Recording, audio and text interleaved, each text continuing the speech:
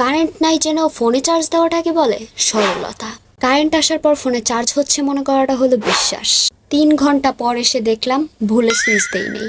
এটা হচ্ছে বোকামি। যা হয়েছে বাদ দিয়ে আবার সুইচ দেওয়াটাকে বলে ক্ষমা।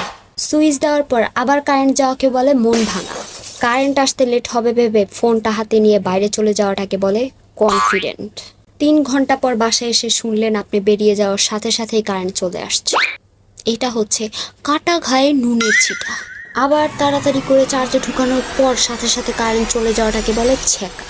কারেন্ট আসতে পারে ভেবে 3 ঘন্টা বাসায় বসে থাকা হলো অপেক্ষা। 3 ঘন্টা অপেক্ষা করে নিজের উপর বিরক্ত হয়ে মন খারাপ করাটাকে বলে ডিপ্রেশন। ফ্রেন্ডের বাসায় কারেন্ট আছে ভেবে বাসা থেকে বের হয়ে যাওয়াটা হচ্ছে বিকল্প ব্যবস্থা। বাসা থেকে কিছু দূর যেতেই বুঝলেন কারেন্ট আসছে। একে বলে প্রাক্তন ফিরে আসা। বাসা যাবেন নাকি ফ্রেন্ডের বাসা যাবেন এটা নিয়ে চিন্তায় পড়ে যাওয়াই হচ্ছে কনফিউশন। বাসায় কিছু দূর ফিরে যেতে আবার কারেন্ট চলে যাওয়াটাকে বলে প্রাক্তনকে বিশ্বাস করে বাস খাওয়া।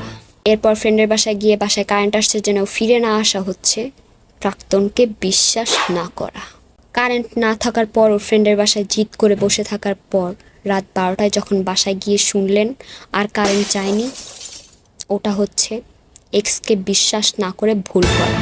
এত কিছুর পর কারেন্টকে মনে মনে গালি দেওয়াই হচ্ছে এক্সের পরিণতি। অলরেডি আমার বাসায় কারেন্ট চলে গেছে। যাই হোক, কষ্ট করে ভিডিওটা দেখলেন। এখন like, comment, share, follow, subscribe না করাটা হচ্ছে বিশ্বাসঘাতকতা।